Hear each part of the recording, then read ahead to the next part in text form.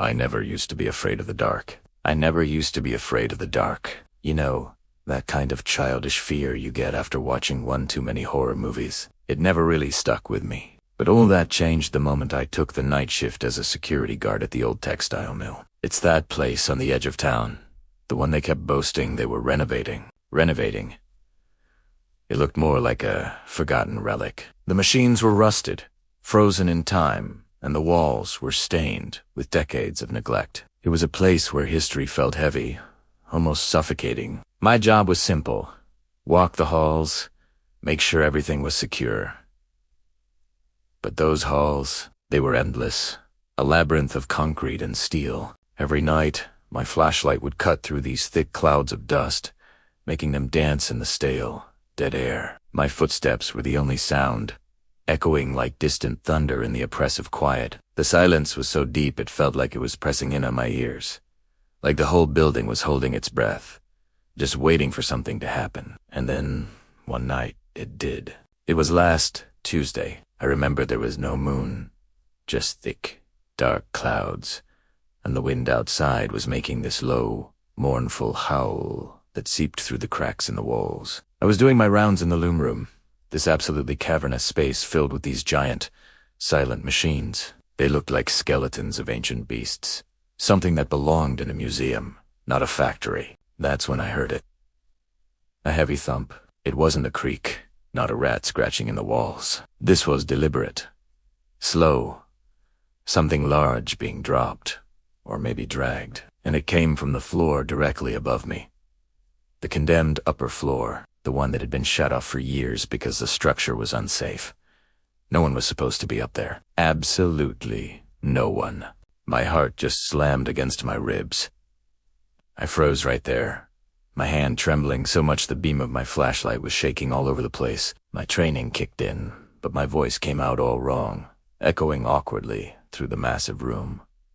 Security. Identify yourself. The only answer I got was another one of those sounds. Thump.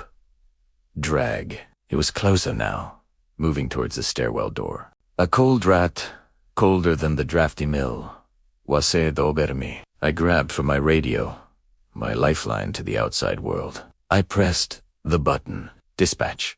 This is God, Unit 3. I have a possible intruder on the 4th floor, North Wing. Do you copy? Nothing. Just a crackle of static. 10 dead air. I tried again. Dispatch. Come in, please. Silence. It was like the building itself was swallowing my call for help, isolating me. My instincts screamed at me to run, but my duty, my stupid, stubborn sense of duty, made me retreat slowly, backing away from the stairwell. I kept my eyes locked on that door, expecting it to burst open at any second. As I backed into the main security office, my eyes darted to the bank of grainy monitors. They showed different angles of the mill, all empty, all still. All except one, the camera in the loom room, the very spot I had just been standing in seconds ago. There was a figure there. It wasn't a person. It was a silhouette, impossibly tall and unnaturally thin. Its limbs were long and spindly, like a spider's. It wasn't looking at the camera. It was staring down at the floor, right where I had stood, as if it were studying my footprints or my scent. My blood ran cold.